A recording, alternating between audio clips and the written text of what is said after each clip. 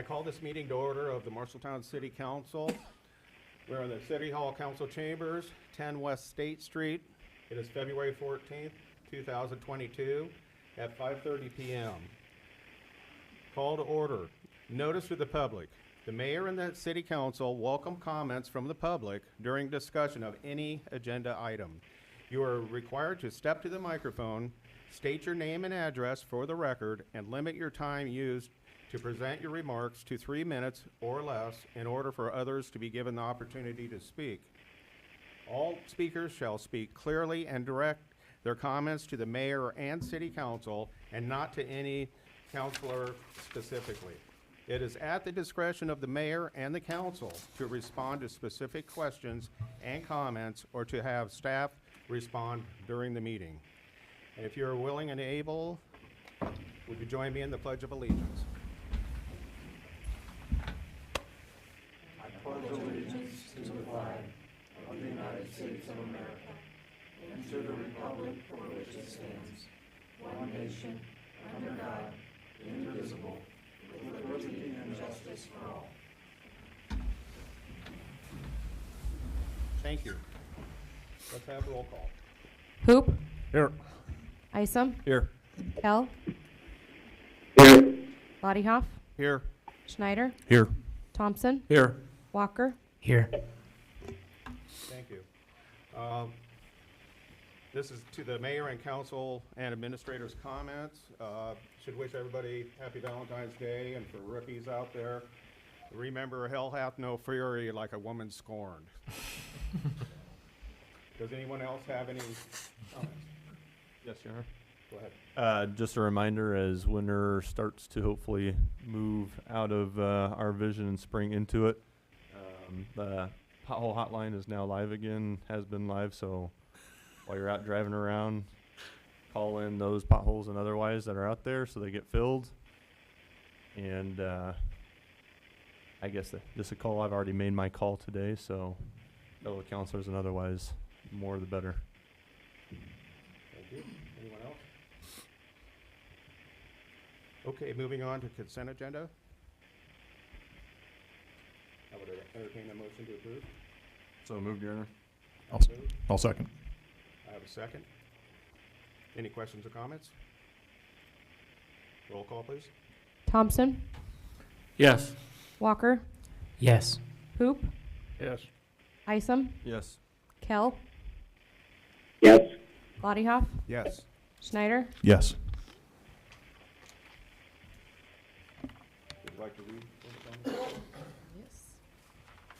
Approve the minutes for the January 24th, 2022 meeting and January 31st, 2022 meeting, and the bill list in the amount of $1,856,156.54.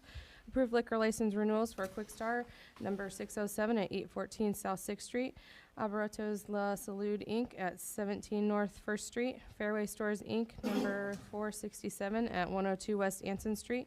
Receipt of building permit report for January of 2022. Resolution approving the purchase of 2 to 4 and 12 West Main Street at a cost of $75,000. Resolution setting a public hearing for the conveyance and transfer of title of city-owned vacant lots. Resolution setting a public hearing at which it is proposed to approve a development agreement for the Willard Hopkins LLC, including annual appropriation tax increment payments. Resolution setting public hearing prior to approving the maximum property tax dollars relating to specific property tax levies for the budgeted fiscal year ending June 30, 2023. Resolution ordering construction of the Boone Street Intersection Improvements Project number SMW 21002, setting public hearing on proposed plan specifications, form of contract, and estimated cost, and directing publication of notice to bidders. Resolution authorizing the purchase of an assembly of a capacitor bank for the price of $84,194. A resolution approving engineer's statement of completion accepting Van Manen Electric Inc. Airport Vault Project, being project number ARP 19002. Resolution approving engineer's statement of completion and accepting Construct Inc. 2021 Trail Improvements Project, being project number TRL 21001. Resolution approving engineer's statement of completion and accepting Construct Inc. 2021 Derecho Stream Clearing Project, being project number SMW 21001. Resolution accepting quote and authorizing the award of contract for the storm sewer repair project number SMW 21003 in the city of Marshalltown, Iowa, in the amount of $46,250. Resolution approving engineered service agreement for the Iowa Rivers Edge Trail project with Calhoun Burns and Associates in the amount of $84,420. Resolution approving amendment number 1 to the professional services agreement with WHKS & Co. for the commercial demolition plan and specification, preparation, and observation and testing. Thank you. Next up is motions. Motion to approve a new Class C liquor license for Icarus LLC at 12 North First Street. Move for approval, Your Honor. Second, Your Honor. Good evening. So we did receive an application for a liquor license for Icarus, which is a restaurant located at 12 North First Street. We did review this with legal counsel at Lynch Dallas to talk about some concerns that we had related to some of the documents that were submitted with the application, including the owner's criminal history. And then also just some other things that ended up coming under the definition of who a liquor license should be issued to in the state of Iowa. And so there are a few things here that I don't want to go through the whole litany of them. But having been convicted of a felony in the past 5 years and having good financial standing and a good reputation are two of those items that the Iowa Alcoholic Beverages Division states are things that should be taken into consideration for approval.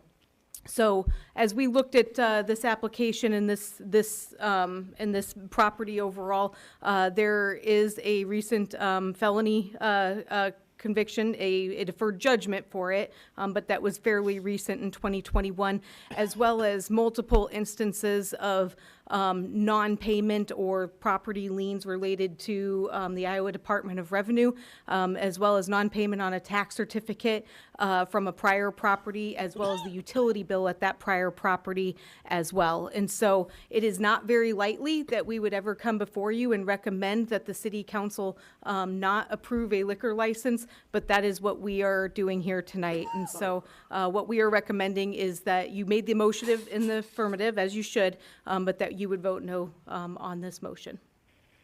Thank you. Any other questions or comments from the councilors? Anyone from the public? Let's have a roll call. Walker, No. Hoop, No. Isom, No. Kell, No. Lottiehoff, No. Schneider, No. Thompson. No.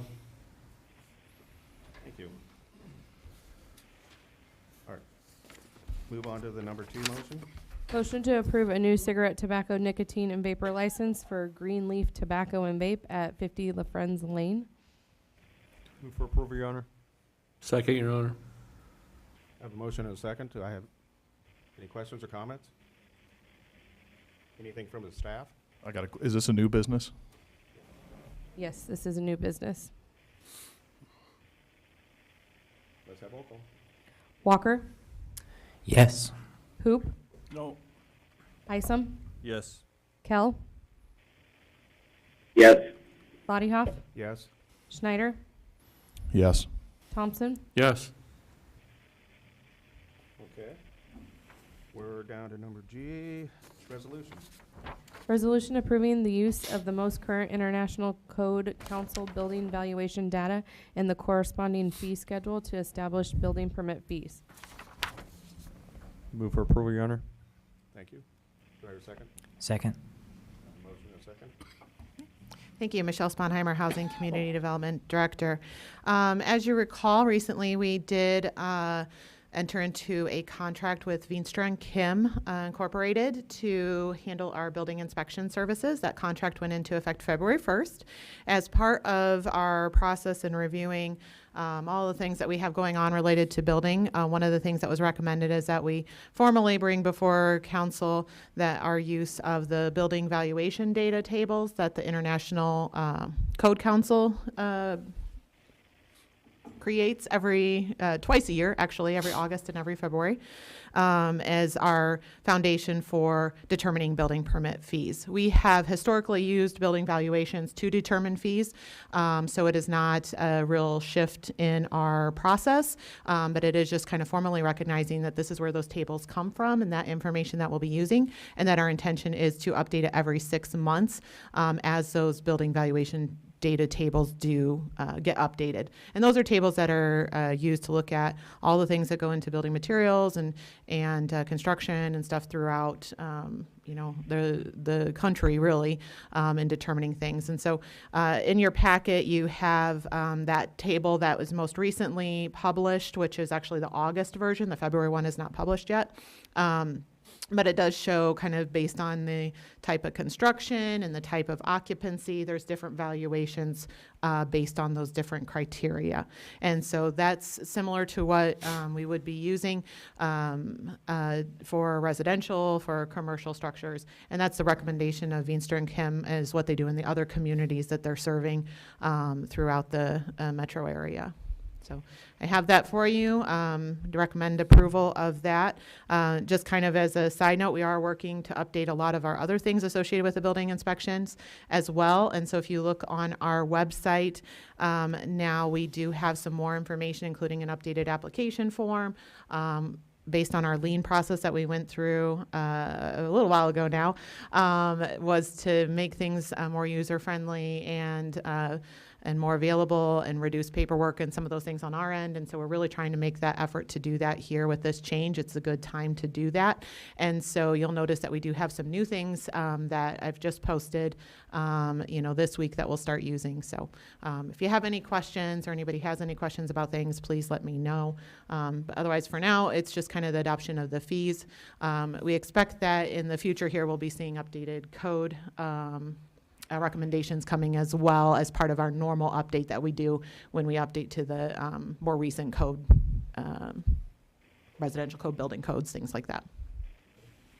Thank you. Does anyone have any questions for Michelle? I just have a comment, Your Honor. Go ahead. I will be voting no on this. It's nothing against Veenstra and Kim. Did I pronounce that right? I just, I'm on record as not supporting that we outsource this. So that's the only reason I'll be voting no. So thank you, Your Honor. Thank you. Any other comments, questions? Thank you. Anything from the public? Seeing none? Call the roll. Hoop, Yes. Isom, Yes. Kell, Yes. Bodyhoff, Yes. Schneider, Yes. Thompson, No. Walker. Yes. Thank you. Now we're moving on to the next resolution. Resolution adopting the 2022-23 strategic plan. Approval, Your Honor. A motion to approve. Do I have a second? Second. I have a second. Yeah, just nothing has changed here from the conversation that was had on the January 31st special meeting. To give you an update, one of the things that I like to do is every quarter, after the end of a quarter, bring back a report. So that will happen either at the first meeting in April or second meeting in April. And I think that would be a very good time to come back together over what are those top priorities for staff to be working on in this next year, as well as I believe we'll have some potential key indicator updates by then as well. So this isn't something that's just going to sit on a shelf. It is something that we are actively still working on to make it the best tool possible. Thank you. Anyone have any questions? Your Honor, if I may. Yes, you may. Jessica, since it's already the middle of February, one of the things on the list is the quarterly meetings with the county officials. Will you and your staff be able to put something together for this first quarter or not? I don't know if that will be possible. That was actually something I was going to lean on the mayor to work on scheduling, because I assume that we want to do that as a public open meeting that we have published notice of. So that was going to be something that I was going to be working with him on, probably some dates that would be available. So no guarantees that we can get it in before March 31st, but I think we'll at least get an offer to the county of, here are some dates where we can meet in the Well, first quarter. I would ask that you make that a priority. Even if the first meeting doesn't yield anything fruitful, I think we need to at least get some guidelines and get something started. So I'd like you and your staff to, try and get that done with the mayor's help. Thank you, Your Honor. Thank you. Anyone else have any questions or comments for Jessica? Anyone from the public have any comments?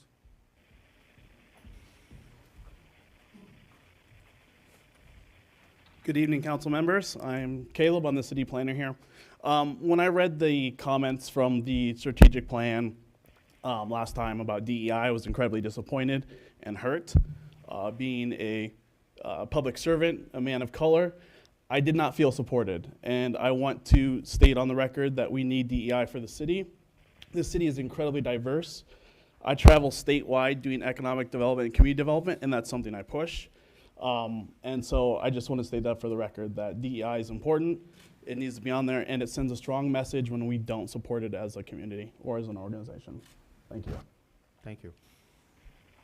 Anyone else? Yeah, I'd like to make a comment. Yes, go ahead. So the operative word is there's equity. Equity is Marxism. I'm not in favor of that. Zero problem with diversity.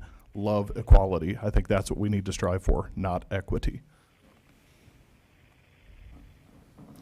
Your Honor, I'd like to add to that, if I may. Go ahead. To Caleb and everybody else out there, the council only hires one person that works for the city. We are not in charge of recruiting. We are not in charge of hiring. We hire the city administrator. So to say we don't back this, growing up where I did in this town, and the people I knew, the people I hung around with, being in the armed services, just because we choose to disagree about how this is to be implemented and who is to drive this does not mean that we don't support it. I don't know how else to say it more tactfully. So please, don't take exception with the 7 of us up here. So thank you, Your Honor. Thank you. Anyone else? Your Honor, Yes. I just want to emphasize the fact that we as a council didn't move forward or suggest any change in the strategic plan's language. There were members that suggested that change, but the ultimate vote was to hold that language on the strategic plan. Okay. Any other comments? Let's have a roll call. Hoop, Yes. Yes. Isom, Yes. Kell, Yes. Lottiehoff, Yes. Schneider, No. Thompson, No. Walker, Yes. Okay. Moving on to ordinances. Ordinance 15037 to amend the Code of Ordinances, City of Marshalltown, Iowa, Chapter 151, Moving Buildings, second reading. So moved, Your Honor. I hear a second. Second. Have a motion and a second. Jessica, do you have anything for this? I'll let Alicia provide her input. This is just the action coming forward from a discussion item to update the application process and the requirements for applying for a moving building permit. It moves the process to the Public Works Division from the city clerk. Thank you. Any questions or comments? Anything from the public? Let's have a roll call. Kell, Yes. Lottiehoff, Yes. Schneider, Yes. Thompson, Yes. Walker, Yes. Hoop, Yes. Isom, Yes. Okay. Your Honor, Yes. I'd make a motion that we waive the third reading on this, and let's just put this to bed since it's such a simple issue. Second. Motion. Second if Gabe didn't get it. Okay, so We have a motion and second on the floor to waive the third reading. Any questions or comments from the other counselors? Anything from the public? Let's have roll call. Kell, Yes. Bodyhoff, Yes. Schneider, Yes. Thompson, Yes. Walker, Yes. Hoop, Yes. Isom. Yes. Okay, we're down to discussion items. Discussion of the fiscal year 2023 budget. Diana Steiner, Finance Director. Can I minimize Barry real quick there? Sure. So part of putting the budget together is to show what our projected cash balances are. So that's what this report is. Let me bring this up. There was a change earlier today on a transfer, so I'll bring the new one up. You should all have copies of this.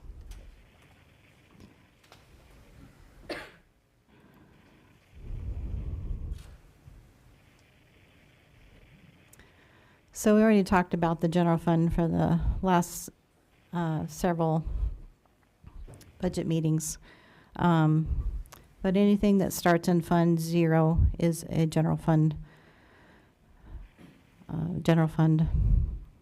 category that's on the state report.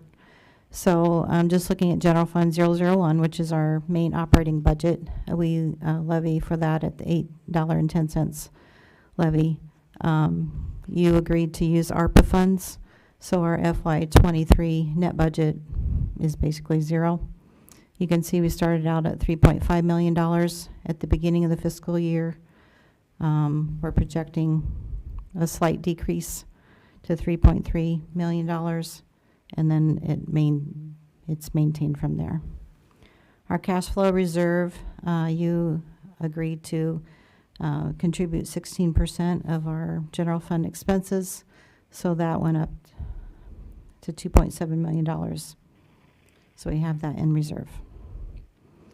Fund 30 is when we talked about our capital improvements.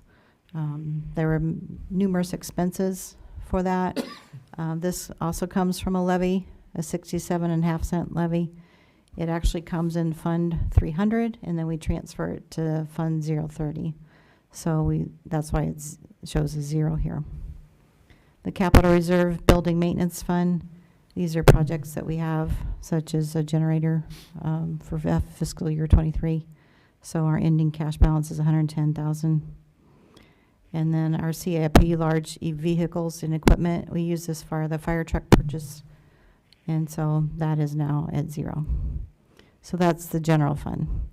And like I said, we went over the general fund detail reports in prior meetings. So now we want to pick up everything else. So we'll start with the special activities, which is anything that starts in a 1.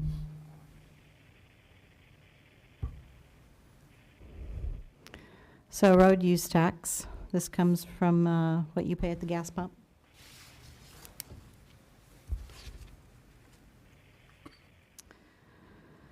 And what they collect for vehicle registrations. It is a portion among cities based on the latest federal census. So in your memos, I have outlined what are in the different funds. So I'll just kind of go over the highlights of the bigger ones for that. So for fiscal year 23, we are estimating a revenue of $3,490,000. So these expenses can be used for construction and maintenance of public streets and anything that is congruent, such as sidewalks, and stormwater and sewer lines. There is a transfer out of road use tax to the general fund to pay for the gross wages of the Public Works Department, and also a small percentage for the HR director and city administrator. Local option sales tax, we have talked about that in prior meetings as well. We are projecting $4.2 million in revenue in fiscal year 23. 78% of that is allocated to property tax relief, and 22% is allocated for whatever the purpose the council wants it to be. So at prior meetings, we decided that we would spend $3.6 million of a transfer to the debt service fund for bond payments to keep the property tax at the current rate. Spend $91,512 transferred to the cash flow reserve fund to keep it at 16%. $5,000 for fireworks, $20,000 for a community survey, $220,000 for downtown revitalization, $71,500 for the city center parking lot expansion, $689,000 for the Edgewood extension, and $284,000 for the 7th Avenue extension project. The TIF funds, we talked about that in November when we had to certify that debt. And Fund 126, the TIF low to moderate income, that will be returned to the county as we decided not to act on TIF number 5. There's a lot of activity in Fund 132 and 133. A lot of our grants are running through those projects. Some are fronted and some are reimbursed. And let's go on to Fund 149. That's the derecho fund. We're kind of making some big assumptions here that that FEMA will obligate our projects and that we will be able to get a lot of the money in this year. So we're hoping to get $4.6 million in revenue for state and federal funds. And then council designated $300,000 to go for the city's portion of that. So there is still there is a deficit of $214,000, but until we actually get the money in that we think we should get in, we don't really know where that will set. So probably a year from now, I'll be back asking for money if that remains in a deficit. Funds 179 through 189 are housing grants. Section 8, we received about $1.2 million in federal revenue. And for the lead grant, we get about $1.6 million in federal revenue. So special activity funds, you know, they're, I need to go back up here real quick. So these Fund 112, Employee Benefit Fund, that is levied. 117, Police Fire Retirement, that's also levy. And then Fund 119, Emergency Fund levy. The money comes into these funds and then we transfer it to the general fund as we need it. So are there any questions on the special revenue funds? Your Honor? Yes. This isn't so much a question about the fund itself, but a question about the Center Street Viaduct. I just lost my place. Where'd it go?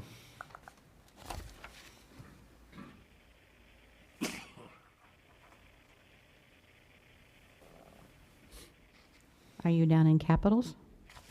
Did I jump ahead too far? Yes. Okay. I will shut up and wait. Thank you, Your Honor. Moving on to capitals. What a good idea. So the capital funds are used for large construction projects such as bridges, buildings, bike trails, streets, parks, airport, etc. The revenue stream for these projects are donations, grants, and borrowed funds. And we've talked about these projects as well during the capital improvement plan in January and February. Fund 300, that's what we levy for smaller items such as equipment. 67.5 cents per $1,000 of taxable valuation. We're requesting $625,000 for the levy for fiscal year 23. And then we keep a 15% reserve set aside. So you can see that we do have that in Fund 300 right here. So we have $104,000 projected at the end of fiscal year 23.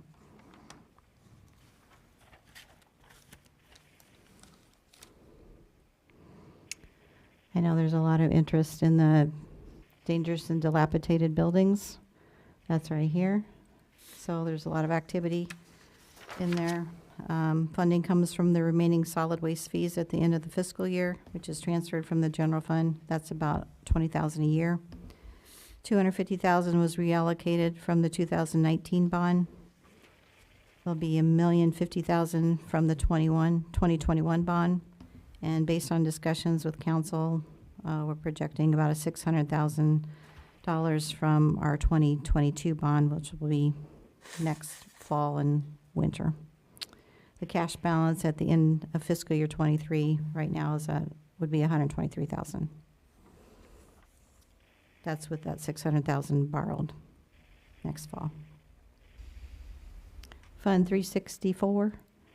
This is our 2022 bonds. Again, we talked about issuing $10 million.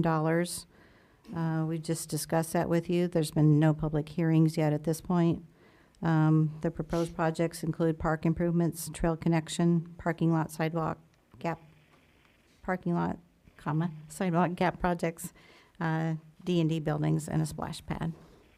So it's zero because we're getting the money issued, the bonds issued, and then the expenses right back out. So that's why it's zero.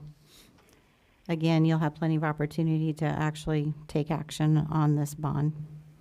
And then the other one we want to talk about, just because it's such a huge amount, is 389, the American Rescue Plan. So this year we received $1,994,000, and we'll receive the same amount next year. The funds are budgeted to be spent in FY23 for the Edgewood Extension and State Street reconstruction, as well as revenue replacement in the general fund of $288,000.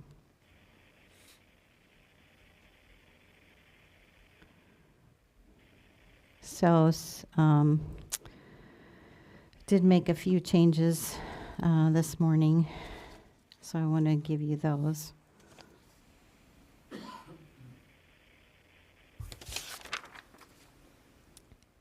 Fairly minor changes.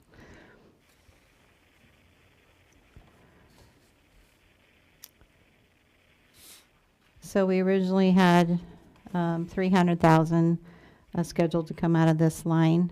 It's for street construction. It was at $300,000. We're moving $128,000 up to this line, which is sidewalks.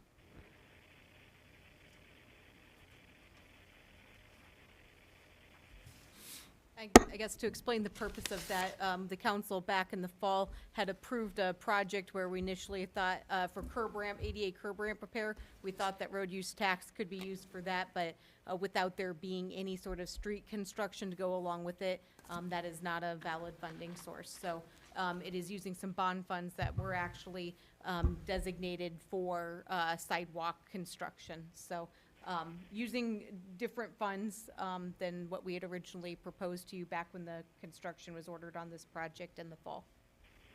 And then the other change is when we're doing the transfers, we're just changing this from coming from 611 rather than 616. So that's the only changes on those. So any question on the capitals?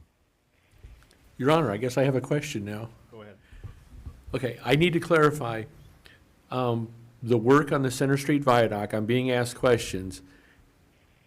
Are we talking fiscal year 23, or are we talking calendar year 23 of when we actually fix the expansion joints? Heather, do you want to take that?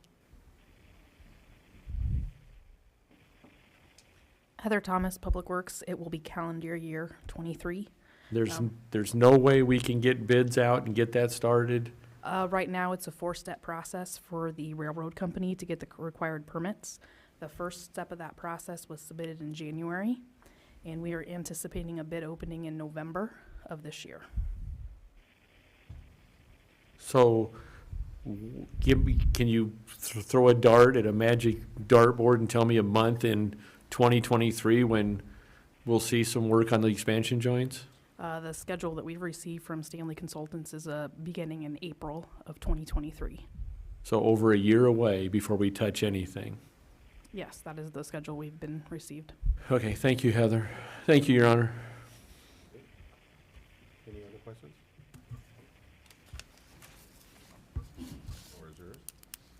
Okay, we'll move on to the enterprise funds.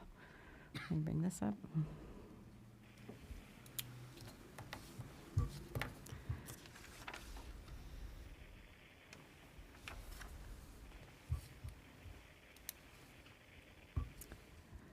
So the enterprises start in a number 6 or 7. Enterprise funds are activities that run like a business, since fees are charged to offset the cost. This includes the water pollution control plant, sanitary sewer, stormwater, transit, compost, and aquatic center concessions. We also make bond payments out of here for the state revolving fund, revenue bonds, and GL bonds that are related to enterprise activities. So 610, we run expenses through here, and 611, we run revenue through here. So if this comes up negative, we just transfer money from 611 to 610.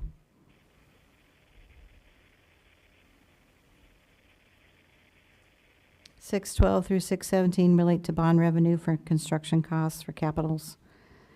In fiscal year '22, we issued $292,000 for the remaining sponsored project, which was the First Street parking lot.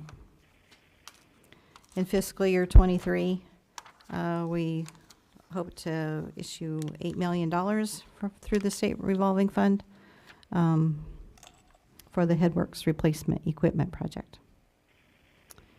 So one thing I did want to bring up is in Fund 650, which is the Urban Tree Fund.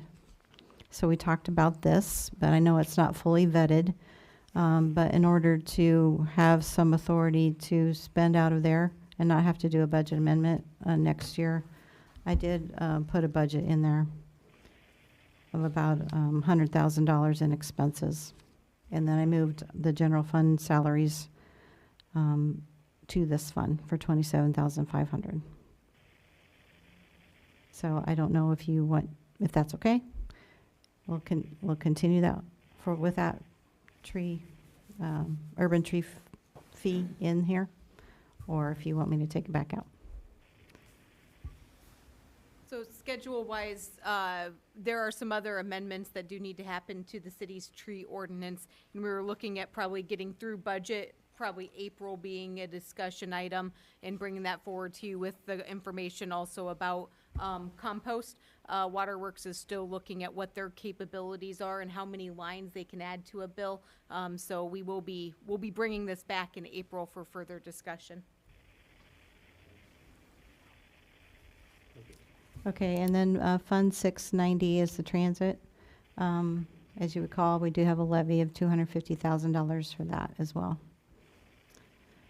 So when we complete the final budget for the enterprise fund, we will add Marshalltown Waterworks as well. There's changes that were made this morning on this.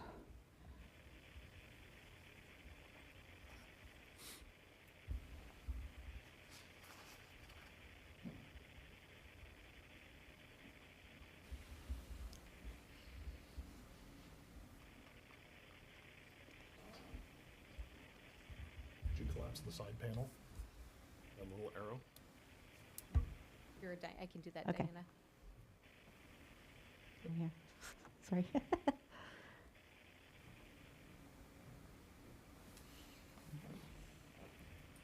Scroll back over that Sorry. way. Okay, there we go.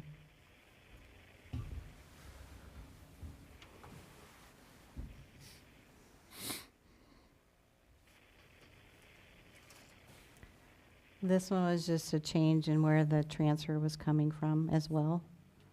Our transfers in and transfers out need to equal, and this morning we noticed that they didn't, so we had the correct amount in Fund 363, we didn't have any amount coming out where it was coming from. So we added those for $740,000. And then we changed a transfer out again from Fund 616. And then the same thing for Fund 740.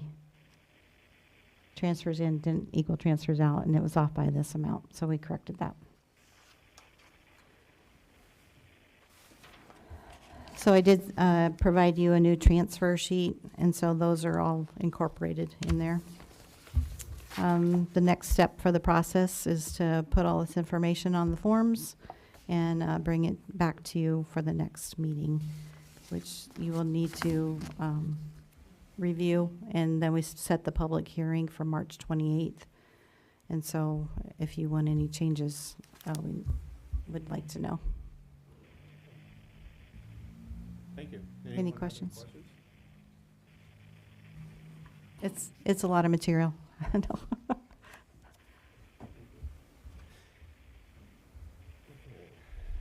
Now we're moving on to budget amendment for fiscal year 2022 general fund deficit discussions.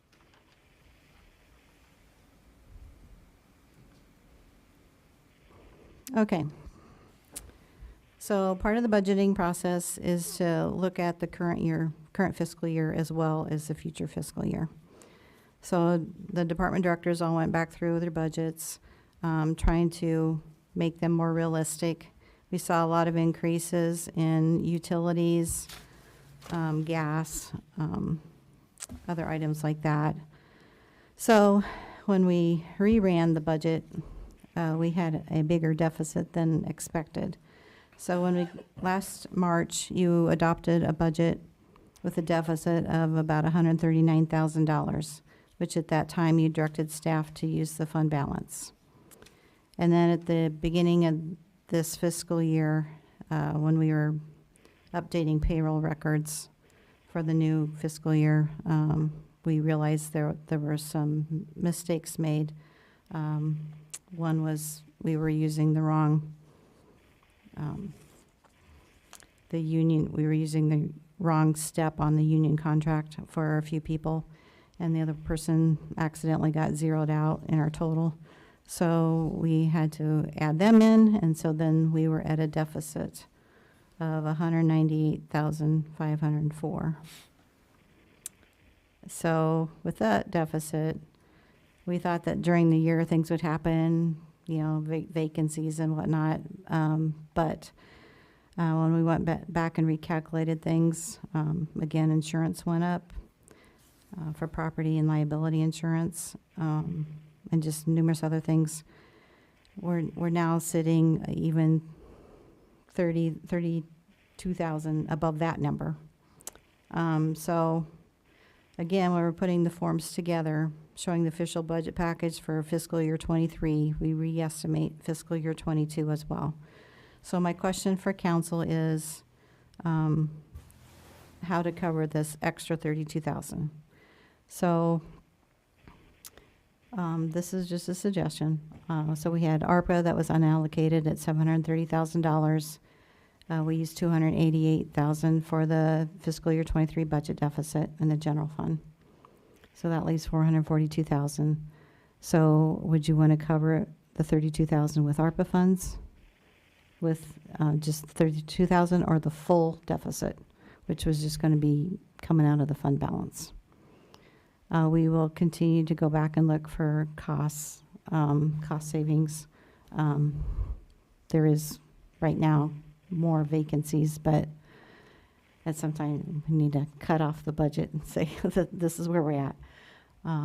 We don't want to get so close that we run over either. So is this something that you'd be interested in considering? Your Honor? Yes.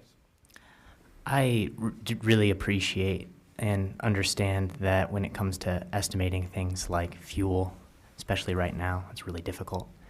I am a little bit concerned just with the description of your Excel spreadsheet being broken and missing income or having the wrong union rate for a certain position. Are you confident now, after going through that information, that we have the system and processes strong, so we're really confident about that number? Yes. Okay. Thank you. You have a recommendation. You gave us 3 different options. Well, Using ARPA is the easiest. I mean, we can continue to look for savings, so if we don't spend it, we'll carry it forward in fund balance. But with the time factor, it would be nice just to budget in the ARPA money and move on and continue to look for the savings through the remainder of the fiscal year. I would move to, I would move to approve that. For the full amount? Mm-hmm. So we don't draw down on the existing budget, we take all ARPA money. I think we just need to give staff direction, correct? Mm-hmm. Does anyone disagree with that? What's the harm in using the cash balance? I didn't hear that, I'm sorry. What's the issue in using the cash balance, or what's the harm in using the cash balance rather than ARPA funds? So the one word of caution just about the ARPA funds is that it can be used for a wide variety of things besides revenue replacement, and there are still some of those things that are tied into some discussions to still be had in the strategic plan. So fund balance becomes sort of, I mean, you have the same flexibility with fund balance, but it's just sort of with ARPA, we're being told we have to spend the money in certain ways. So, it's really one or the other. ARPA is just one-time funds. Our fund balance is hopefully something will continue to grow. I don't know that there's necessarily a right or wrong. It probably just depends on whether or not you want to reserve a certain amount of ARPA funds for some of those other uses that we initially talked about, or others that now could be available to us in their final rules. In my opinion, it just looks better if your budget is balanced, where if you're just using fund balance, then you're not. Then your expenses are exceeding your revenue on paper. Your Honor, Yes. do the ARPA funds ever expire, or are those just ours permanently? They have to be allocated by December 31st of 2024 and actually out of our accounts by December 31st of 2026. We basically have it all programmed except for this amount. So it's not going to take much to spend that. Your Honor, Yes. my question is, no matter what we do tonight or what recommendation we give, when are we going to start the conversations on fixing this hole in the bucket? This, you know, I guess I got to kind of echo what Counselor Walker said is, you know, you came to us with a hole and the hole got bigger, and I get it. There's expenses are going up, costs are going up, but we've got a bigger problem. You know, we can do whatever you want to do on paper, but when are we going to have the conversation? We are living beyond our means. When are we going to fix that? Yeah, to be fair, Councilmember Thompson, this is not just a one-year issue. This has been going on for multiple years, and it's just very clear. And we're going to have something, I think, in the May timeframe related to projections of our general fund revenues, because we still believe that those are not going to grow at a pace that keeps up with inflation and other costs. And so we have a few items to still talk about. There should be a conversation about the franchise fee as an untapped revenue source that is available to us, and if it is something that you would want to proceed with. If that's not something you want to proceed with, and that's where we want your help as the council in identifying which service areas you want to have reductions in, because that's really where our next step is where do we have reductions. Okay, I just want to make sure I heard that right. You're asking for our help to make serious budget cuts. Yes, that's correct. I think from the beginning of this budget process and for many years, we've said this is a partnership, that, you know, staff doesn't approve this. We want to present you something that is ultimately going to bring the council together, or at least four of you together on a decision to be able to move forward. And so we can't do that alone as staff. We need your participation and cooperation in that. Okay, then my last question is, you made a comment that, you know, we use the ARPA for this, we lose using it for something else. Can you give us pros and cons of the two solutions we have, and what are the things you wanted to use the ARPA for, so we know what damage we would do if we do use the ARPA? Yes, And then before I ask that question, I guess I should ask point of order. Did we have a motion on the table that was waiting for a second? Motion. yes. We did have a motion. Should we even be having this conversation until we hear a second? It's a discussion item, so unless a motion seconded, it doesn't matter. So I guess, is there a second on it? I would second using all ARPA funds and just take care of it. Okay. So that, I guess, go back to my question, what are the pros and cons that we are unaware of tonight? Because you've hinted that the ARPA, once it's gone, and you had some other ideas for that money. Yes, and this is, again, this is, something that was discussed by a prior council, so it's certainly not anything that was committed by the current council. I'm pulling up my presentation from May 24th of 2021, which is out there on the website for anybody to access. The other things that we had talked about beyond the State Street project, the Edgewood retention pond, and then Impact, which have all been funded. We're potentially using some towards our lead hazard remediation program to help do additional projects, which I think now that is questionable as to whether any amount would be needed. We'd also talked about starting a neighborhood beautification program and putting money towards that. The details on that have also changed in terms of who might be eligible for some of those efforts and what that would look like, as well as then an LMI housing program, low to moderate income housing program, using some of these funds to jumpstart that ahead of when we would expect tax increment financing to kick in on the Glenwood subdivision that's going to be producing some additional low to moderate income housing funds. And the final thing was just potentially using any of this for support of the development of affordable housing. And so we thought we might have some requests there. Those have not actually been sort of put aside as some developers are working with the state on some additional funds there. So those were the initial ones that we discussed back in May of last year.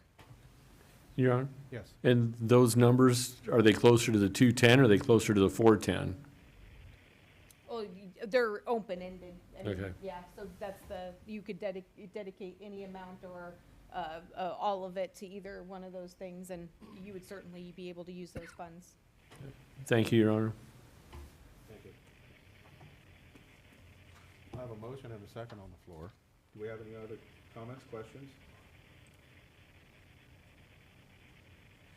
Anything from the audience?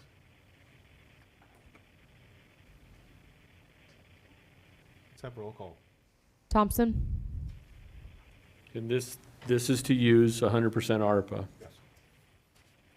and that would leave the 210, correct? Correct.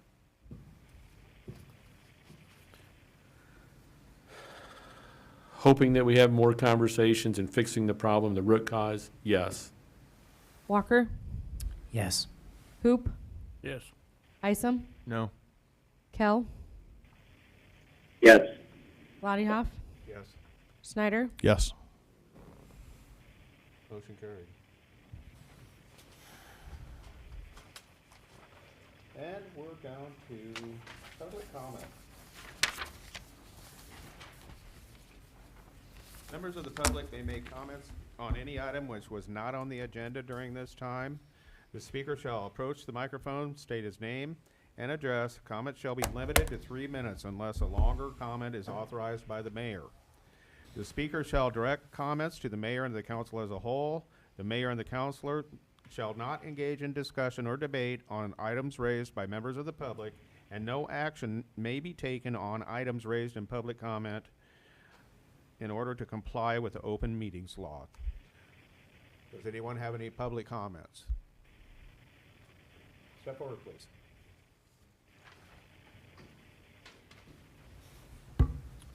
My name is Sean Hovel, 509 Edgebrook Court is my address. I'm here tonight to talk about the building that is owned by the city of Marshalltown, which is the old Ibiza. There's a Hispanic clothing store behind that. Last Sunday, I got a call around noon that we had about 2 inches of water in our basement at the salon, which I own directly on the other side of the alley. What's concerning about that is the basement is centrally located in my building. So the north wall of my basement down there is about 25 feet from the alley. So you've got that 25 feet across the alley. I think it's the clothing store, and then I think this basement was between that and the bar. That's a lot of area for water to travel. So my mother opened this beauty salon in 1970 and rented from Bill Whitehill for 25 years, purchased the building in 95. So that's 27 years. I know for a fact there's never been a drop of water in that basement. It was probably about, it was like 5:30, I believe, when I actually called the non-emergency line at the police department because I didn't know how to get hold of anybody from the waterworks. They got right out there, did an amazing job. I mean, you know, it took a while to get someone in the building. They finally found out there was close to 8 feet of water in that building. So I guess, you know, the things that we lost down there in the basement, you know, that's not a big deal. I'm more worried about if there was any damage done structurally to the foundation, washout underneath my building. You know, I would venture to say there has not been water in that basement since my mom was there in 1970. They finally got that basement pumped out. It was about 1:30 in the morning when the city crew finally left. I continued shop vacuuming until just a little after 3 in the morning, and that's when the water stopped coming in. So, you know, what I would like, I don't know how it needs to be done, but I think, you know, maybe a portion of the alley needs to be dug up, find out what kind of damage was done for all that water running underneath the alley, you know, underneath my building. You know, and we put close to $800,000 back in that after the tornado. And, you know, I mean, it could be a year from now, it could be 3 years from now. But if I start having structural issues because the water wasn't turned off to a building that the city owns and that line broke, you know, this didn't happen in a couple of days. That water, it takes time to go that far, travel that far. So, you know, I want someone to make it right and have it checked out and make sure that there's no damage, you know, underneath or to the foundation of my building, I guess. Why don't I direct the city administrator and to look into this and get together with him and see what can be done. Okay, thank you very much. Thank you. Thank you. Anyone else have anything? Anything from the council? Meeting adjourned. Thank you, Barry. Thank you. Have a good night. Hey, when we were talking about that Summer Street Vital project, I had a lot of people in 3rd Ward approach me after we had that noise conversation about Bowman and Ming had told us during that meeting that they did a nice analysis. Can you say it They again? did a nice analysis, and it wasn't going to be any big deal to have all that traffic redirected to Summer Street Viaduct. I disagree with that assessment. Oh, why not? I got that old van from the police department. I sit over the axle. My God, those expansion joints, they're worse than they were when we talked about that back in May. Yeah, my wife's grandfather. I know, COVID hit my house, so. So anyway, I just want to say I'm so. No, I I think that's